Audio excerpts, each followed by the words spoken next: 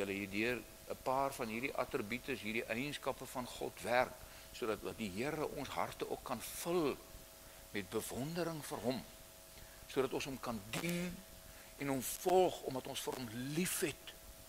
Dat jy vir hom lief het bo jouself. Hoor julle wat ek sê?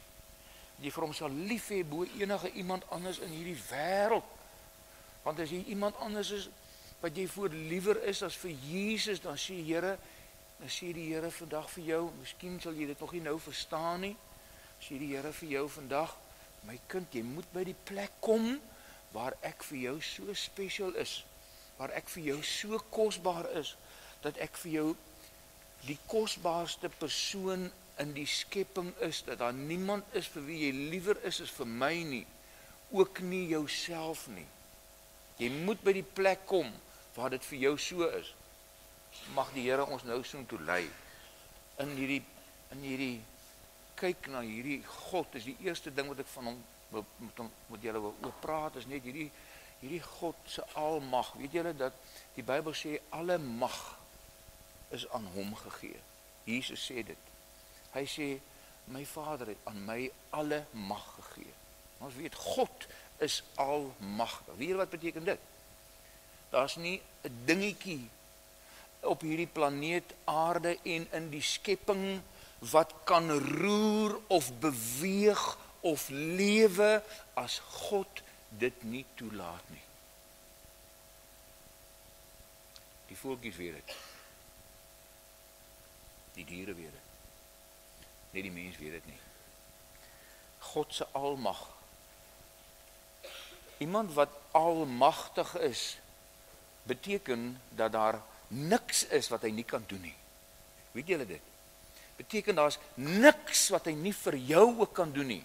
Niks is vir God onmoontlik nie.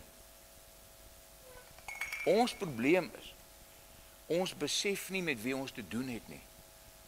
Ons besef nie die krag en die mag van God nie. Hy is almagtig. Daar's geen ander persoon of geen ander wese in hierdie skepping wat almagtig is nie. God is die enigste een. Niemand het gesag bo God nie. Niemand het gesag bo God nie. Nie die duiwel nie, niemand nie. Almal ons staan onder God se gesag. Hy is alomteenwoordig. Dit beteken, hy is oral. Die Bybel leer vir ons in Psalm 139 sê, waar sal ek gaan om van u aangesig weg te kom? Waar sal ek heen gaan? Gaan jy na die maan toe, jy sal God daar vind. Kan jy na die verste planeet toe reis, jy sal God daar vind. Gaan jy in jou binnekamer in, God is daar. God is hier, hy is alomteenwoordig, hy is oral. Daar's nêrens wat hy nie is nie, hy vul elke holtetjie, hy vul elke wese, hy vul alles in sy skepping. So groot is hy.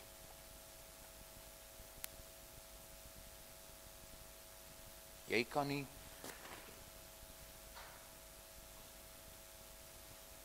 ek kan nie vir die Here vra, Here, sal u asseblief net gou nou 'n bietjie net een kant toe gaan, want ek en Jan wil gou 'n persoonlike gesprekkie met mekaar hê nie. Hy kan nie. Hy sê hy kom woon in my, hy's daar permanent. Ek het nie nodig. Ek sê nie ons moet nie, maar ek sê dit nou sommer net omdat ek dit op my hart het. Ek het nie nodig om die heel dag in my binnekamer deur te bring in gebed om in God se teenwoordigheid te wees nie. Weet julle wat? Weet julle wat is 'n heilige wandel met God? Dis nie hoeveel uur jy in jou binnekamer met God deurbring nie. Dis hoe jy vandag met hom wandel. Hoe wandel jy met hierdie God? Daardie wil ek nie sê jy moenie. Jou binnekamer is 'n belangrike plek waar jy kan fokus op hom. Maar dit gaan oor jou daaglikse wandel met hierdie heilige God, wat jy weet, hy is met jou elke oomblik. Jy is nou 'n ander dwaalleer besig om in te kom in die Christene, julle dalk nie eens almal daarvan gehoor nie, maar ek hoor nou die dag 'n suster van my, nogal my eie bloedsuster, sy vertel my van hierdie DVD wat hulle nou kyk, van hierdie man wat sê hy was 'n satanis gewees. Hy was hoog op in die satanisme in ons land en hy het tot bekering gekom. Ekskuus, in Amerika. Hy het tot bekering gekom en hy volg die Here nou radikaal, maar hy het 'n manier uitgevind, want toe hy nog 'n satanis was, het hulle deur middel van hierdie transcendentale meditasie, dis 'n manier wat hulle het om te mediteer, wat jou gees en jou liggaam van mekaar skei. Het julle al gehoor daarvan? Ja, die goed is waar. Die duiwelaanbidders, hulle doen dit, en dan het hulle die vermoë om hulle gees op 'n trip te vat. En hy sê, hy het die manier, die metode ontwikkel, om dit te doen, sodat hy in sy gees by God kan gaan kuier. En nou wil hy die mense leer om dit te doen. Hy het 'n hele DVD-reeks daaroor, en hy wil nou die mense leer om dit te doen. Hy sê, dit het hom 4 jaar gevat om die resep uit te werk, en hy het dit nou reg gekry, en nou kan hy elke oomblik wat hy wil, dan kan hy by God gaan kuier. En nou vertel hy wat alles in die hemel gebeur, en hy vertel hoe God daar op sy troon sit, en hoe God elke 7de dag van sy troon afklim, en sy tuin wandel. Nou vertel hy al hierdie goed wat hy sien, en die mense, wow, ek soek dit, wow, ek wil dit hê. Ek sê vir haar, my suster, al kom hier 'n engel, en hy skyn soos die son in sy aangesig, en hy het 'n vlerkspan so wyd van hier af tot in die Kaap, so groot as sy vlerke. En hy vertel vir my iets wat nie in die Bybel is nie, sal ek vir hom sê, jy lieg, ek glo jou nie. Jy kom uit die hel uit.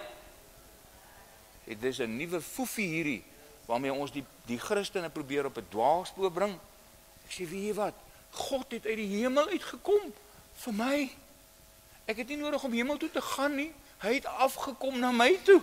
Weet jy wat? Hy is by my, hy's in my. Halleluja. Ek kan elke oomblik met hom praat. Hy's hierso, ek hoor my, hy ken my. Ek hoef nie vir hom te skreeu nie. Hy ken die versigtiging van my hart. Ek kan net saggies met hom praat en hy hoor my. Wat 'n lieflike God. Hy's alomteenwoordig. Hy's oral. Hy kan nie van jou weggaan nie. Hy sal nie van jou weggaan nie. Hy's ewig. Dis seker van al God se attribute, dit is die moeilikste een vir ons om te verstaan as mense, want vir ons het dit dinge begin en hy het 'n einde. Dan vra die mense nou, waar het God begin? Hy het nie begin nie. Hy was altyd daar. Wat? Hoe is dit moontlik? Hoe ver is dit? Hoe lank is dit? Ewig. Wat is ewig? God was altyd daar. En God sal vir altyd daar wees. En God se kinders sal vir altyd by hom gaan bly. Halleluja. Jou lewe eindig nie hier die dag as jy doodgaan nie. Dit is net 'n oorgang na die ewigheid toe, my broer en my suster. As jy aan God behoort, gaan jy vir ewig. Ons gaan soveel ure, miljoene jare in mekaar se teenwoordigheid kan deurbring. Ek sal by broer Henny kan gaan kuier en ek sal vir my vroukie sê, vroukie, ons het nou vir die volgende 500.000 jaar, het ons mos nou niks op ons program nie. Kom ons gaan kuier bietjie daar by Henny en Martha. Vir 500.000 jaar. Henny, ek moet nou so lank jou saak begin regkry. En ons gaan by jou kom kuier, my broer, verlang. God is ewig, daar's geen einde aan hom nie. God is alwetend. O, julle, daar's nie 'n ding wat God nie weet nie. Daar's nie 'n ding van jou wat God nie weet nie. Daar's nie 'n ding in hierdie skepping wat vir God unnoticed oorgaan nie. Hy weet alles. Hy weet alles. Daar's niks wat hy nie weet nie. Niks wat hy nie weet nie. Hy ken elke gedagtetjie, elke prewel van jou lippe. Hy ken jou hart. Hy ken alles. Hy het elke weefseltjie van jou gemaak. Hy weet presies wat in jou liggaam aangaan. Hy weet presies wat in die sterrehemel aangaan. Ons kan maar relax. God is in beheer. Laat die wetenskaplikes vir ons sê, hier's 'n asteroïde besig om die aarde te nader. Hy gaan die aarde tref oor 10 jaar en die aarde gaan vernietig word. Relax man. Relax. As dit so is, halleluja. As dit nie so is nie, halleluja. Ons God is in charge. Hy's alwetend, hy weet alles. God is 'n regverdige God. Hy is regverdig. Sy oordeele is regverdig. In alles is God regverdig. En hy eis van jou en van my om ook regverdig op te tree as sy kinders. Moet ons ook regverdig wees teenoor ander mense. moet nooit vir ander mense 'n onreg aandoen nie. Weet julle wat is 'n onreg? Dis iets onregverdig wat jy doen aan 'n ander mens. Moet dit nooit doen nie. Meet jouself altyd hieraan. Hoor nou vandag wat broer John vandag vir julle sê. Mag dit in jou hart 'n spreekwoord word vir die res van jou lewe. Alles wat met jou gebeur, alles wat jy hoor, dink eers daaraan. Is dit regverdig? Right? En dan tree jy regverdig op. Al is dit ten koste van jouself. Right? Moenie van iemand anders geld vat wat nie aan jou behoort nie. Iets doen wat onregverdig is aan iemand anders nie. God is 'n regverdige God en sy oordeele is regverdig. Niemand gaan aan die einde van die eeue vir God sê, u was onregverdig teenoor my nie. Almal het 'n gelyke kans gehad. Hier sit vandag mense hierso. Die Bybel leer vir ons, dit is God se wil dat almal gered moet word, né? Dit is in God se hart. Hoekom? Hy het ons gemaak. En sy geliefde seun vir ons geoffer aan 'n kruis. So dis in God se hart dat almal gered moet word. Dit gaan nie so gebeur nie. Maar wat ek vir jou sê, eintlik is almal in die ganse skepping is uitgekies om God se kinders te wees. Maar party van ons kies om nie uitgekies te word nie, soos Pieter altyd sê. Party van ons kies om nie uitgekies te word nie. Hier sit nog van ons ook. Ek wil nie verder daaroor praat nie. Bo alles is God 'n genadige God. As dit nie was vir sy genade nie, ek dink van al God se attribute, is sy genade die een wat die mens die nodigste het. Maar as jy nou vir 'n engel gaan vra, vir 'n engel gaan sê, God is daarom 'n genadige God, dan sal die engel vir jou sê, ja, hy is 'n genadige God, maar hy is ook 'n heilige God. Want vir hom, vir die engel, is God se heiligheid dit wat hy die nodigste het, dit wat hy raak sien. Want die engele het nie God se genade nodig nie, né? Want kyk, die engele het nie gesonde gedoen nie. Hulle het nie God se genade nodig nie. Maar ons mense het teruggeval en die eienskap van God wat ons die nodigste het, is God se genade. Anders is dit verby met ons. So van sy attribute, sy genade vir my die kosbaarste. En sy genade wat vir my toeneem, God se genade wat vir my, as ek net meer van sy genade ontdek, dis altyd daar, verstaan, is nie iets wat God se genade is dieselfde, dit word nie meer nie, dit kan nie minder word nie. Dis dieselfde. Dit was al die jare dieselfde. Moenie vir my vertel dat die Ou Testament en die Nuwe Testament is verskillend. Die God se genade was nie daar nie. Daar was net wette en allerlei goeie regverdigheid. Nee. En God se genade het nou gekom deur Jesus. Nee, my broer en my suster. Weet julle wat het gebeur? God se genade het vir Jesus gebring. Dis God se genade wat vir Jesus gekruisig het. So God se genade was vir Moses net so belangrik soos wat sy genade vir my is. God se genade vir my die eienskap van God wat ek die meeste aanbid van hierdie onsagwekkende God. Maar ek moet dit vir julle sê dat ons kan nie God se eienskappe van mekaar losmaak nie. Want hy's volmaak in sy heiligheid. Hy's volmaak in regverdigheid. Hy's volmaak in elke een van hulle, in sy almag, in sy ewigheid. Hy's volmaak in al sy attribute, is volmaak. Hy's 'n volmaakte God. Daar kort niks by hom nie.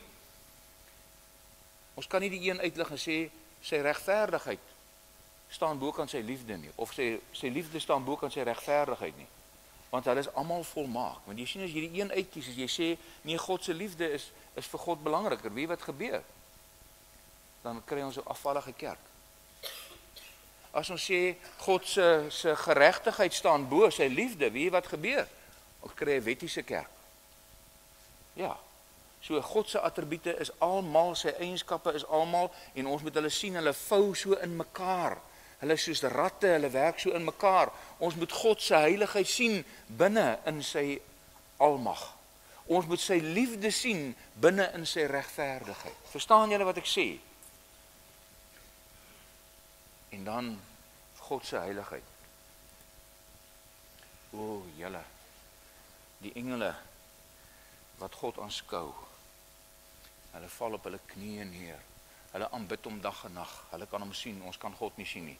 Vir ons is hy onsienlik, vir die engele is hy nie onsienlik nie. Ons oë gaan eendag oopgaan en ons gaan God sien. Ons gaan God sien. En dan, wat gaan jy doen? Kan ek jou nou sê? Elke keer as jy opkyk, dan val jy neer. Ek dink baie keer daaraan, ek en my vrou gaan sit daar. Ons het so 'n geliefde plek hier daar langs die see wat ons altyd gaan sit en dit is so mooi.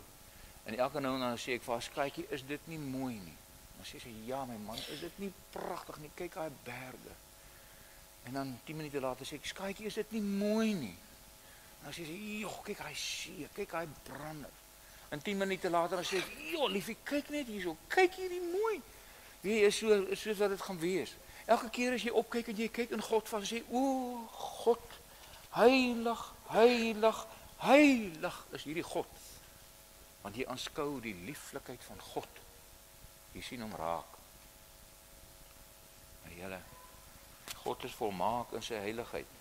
Dit beteken eintlik dat soos die engele en die 4 lewende wesens het elkeen vir homself 6 vlerke gehad en hulle was rondom en van binne vol oë en hulle het sonder ophou dag en nag gesê, "Heilig, heilig, heilig is die Here God, die Almagtige, wat was en wat is en wat kom." Dis al wat hulle kan oor hulle lippe kry. Dis net dit. Elke keer as hulle hom aanskou. Nou God se heiligheid is een eienskap waarvoor niemand sal kan staan nie. Nee. Want God se heiligheid beteken hy is volmaak in heiligheid, hy is volmaak in reinheid. Daar's geen sweempie van sonde in hom nie. Daar's nie 'n manier hoe ons as sondige wesens voor hom kan kom staan en dink dat jy gaan by hierdie poort ingaan met jou onreg nie. En dit is hoekom daar 'n volmaakte lam in ons plek moes geslag geword het, sodat hy ons verteenwoordig. Ons stap net agter hom aan. Ons druk hom net voor. As ek by daai poort kom, ek kan nie daar ingaan nie. Maar Jesus, ek kruip hier agter u in. Hier gaan ek in. Want ek skuil agter Jesus, want sy bloed bedek my. Verstaan julle? Ek kan net ingaan op grond van sy heiligheid en sy regverdigheid. Hy wat geen sonde gehad het nie. En dis hoekom ek so 'n redder nodig het. Iemand wat sonde het, kan my nie red nie. Dit moet 'n sondelose persoon wees wat my redder is, wat my daar kan invat, sodat ek ook voor hierdie heilige God kan gaan staan.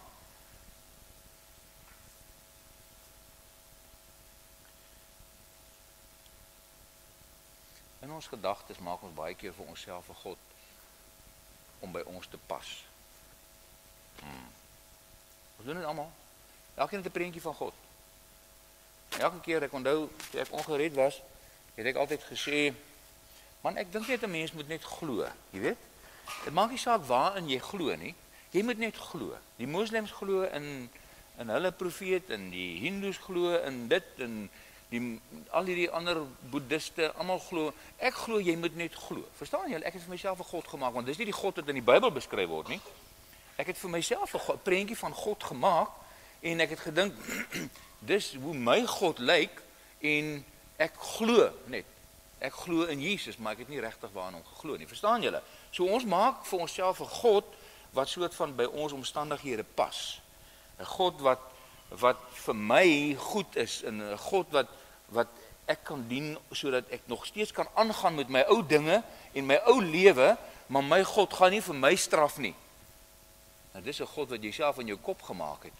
Dis jou eie prentjie van jou God, maar dis nie die God wat in die Bybel beskryf word nie, my broer en my suster. Daai God is 'n regverdige God. En daai God is 'n heilige God. Nou, in Hebreërs 12 vers 29 staan, want onze God is 'n verterende vuur. Julle, God beskryf homself as 'n God van vuur, verterende vuur. So ons moet nie dink ons kan sommer net met ons onheiligheid hier instap in sy koninkryk in nie. Met jou onheiligheid nie. En dan staan ook, net 'n entjie verder staan daar, jaag die vrede na met almal en die heiligmaking waarsonder niemand die Here sal sien nie. Jaag die heiligmaking na waarsonder niemand die Here sal sien nie. Ek dink ons kerk sit so vol mense wat die evangelie vandag so afwater, want ons hoor nie meer die kerke praat oor die goed nie. Ons hoor nie meer die kerke praat oor sonde nie. En is 'n afgewaterde besigheid. Ons hoor nie meer die mense sê daarvan en hulle staan daarop dat jy broer en suster van jou word verwag om 'n heilige lewe te lei. Dis wat God sê, dis nie wat ek sê nie. Die kerk sê nie meer dit nie. Nee. Maar ek wil vandag vir julle sê, my broer en my suster, as jy dink jy kan maar net aangaan om God te probeer dien met 'n onheilige lewe, maak jy die fout van jou lewe. Daar is 'n pad van heiligmaking wat vir jou begin die dag as jy vir Jesus ontmoet. Van daai dag af begin daar 'n pad vir jou. En is 'n pad van heiligmaking. Ons gaan nou kom by hoe doen ek dit? Maar die evangelie is so afgewater. God eis van ons 'n heilige lewe. Nou my broer, nou het jou moed gesak. Nou dink jy, sjoe, broer John, jy het nou vir ons al hierdie goede gesê, hoe gaan ek heilig lewe op my plaas? Hoe gaan ek dit doen tussen 'n klomp manne en vroue wat vloek en hoereer en vir my die heeltyd wil aftrek en ek moet saam met hulle leef elke dag in 'n huis waar 'n dronknes is, 'n naweek vir naweek is dit 'n dronkspul en hulle steek mekaar met die mes en ons maak mekaar seer. Hoe verwag jy van my om heilig te lewe? Dan sê ek vandag vir jou, relax.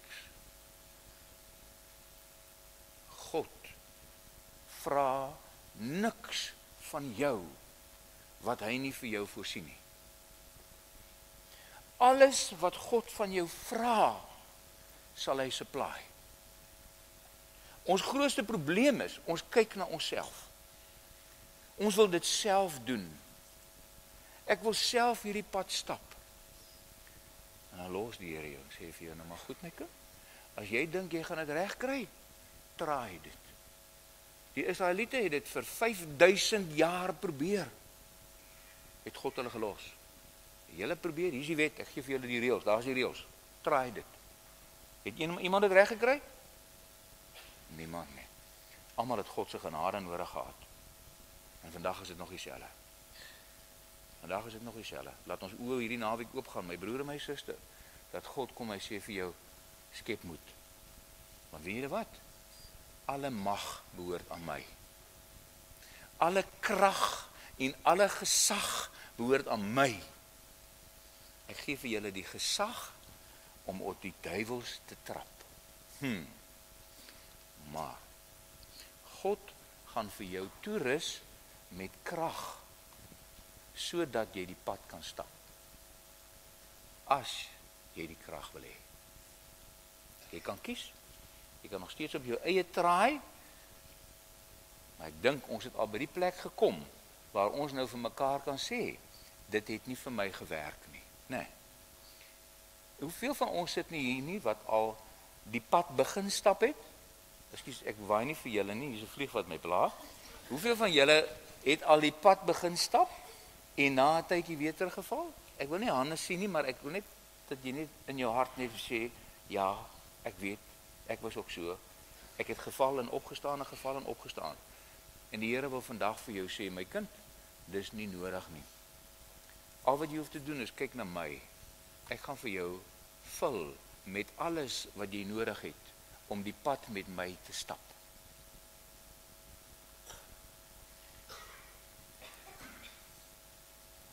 En die afgelope klompie kampe het ek dit nodig geag dat ons hierdie lering deurgee vir ons broers en ons sissies wat ek kan sien wat so sukkel. My hart is stikkend as ek kyk na hoe sukkel ons plaasmense om die pad te stap. Ek loof die Here vir elke een wat die pad stap met volharding. Ek prys die Here daarvoor. Maar ek sien hoe baie van ons boeties en sissies probeer hulle beste en dan val hulle. Dan kom hulle weer na 'n kamp toe, kruip hulle weer na die Here toe. En dan probeer hulle weer en dan val hulle. My hart breek vir hulle. Hy stikken vir hulle. En die Here wil nou vandag vir jou sê, my broer en my suster, die Here se hart is ook seer vir jou. Die Here se hart is ook vir jou stikken. En die Here kom nou vandag en hy sê vir jou, maar kom julle ouens, kom doen dit nou my way. OK? Want ek het vir julle 'n way gemaak. Ek het vir julle 'n way gemaak hoe julle in die hemel kan kom. En dit is ook die dwaling van die uur, want almal, God het 'n way gemaak en hy het gesê daar's een way en dit is deur sy geliefde seun. Hy is die enigste way. Ek is die weg, die waarheid en die lewe. Niemand kom na die Vader behalwe deur my nie. En nou sê die wêreld, nee, daai way is nie vir my goed genoeg nie. Jy sien, ek gaan my eie way uitwerk. Nou kom ons met al die ander godsdienste is mensgemaakte maniere om te kyk of hulle op hulle manier by God kan uitkom. Gaan hulle dit maak? Want God het gesê, man, hier's my way. Ek gee vir julle 'n way. Is maklik, die klein kindertjies verstaan dit. Jy hoef nie slim te wees daarvoor nie. Jy hoef nie sterk te wees daarvoor nie. Jy kan eenvoudig wees, maar dis my way, ek het dit gemaak. Doen dit my way en dan gaan jy dit maak. Nou kom die Here ook en hy sê, nou goed, ek gee vir julle 'n way hoe julle my kan dien. Ek gaan dit vir jou gee. As jy dit doen, dan gaan jy dit maak. As jy in jou eie manier, jou eie planne probeer uitwerk, as jy maar net soos daai mense wat na die Here toe wil kom op hulle manier,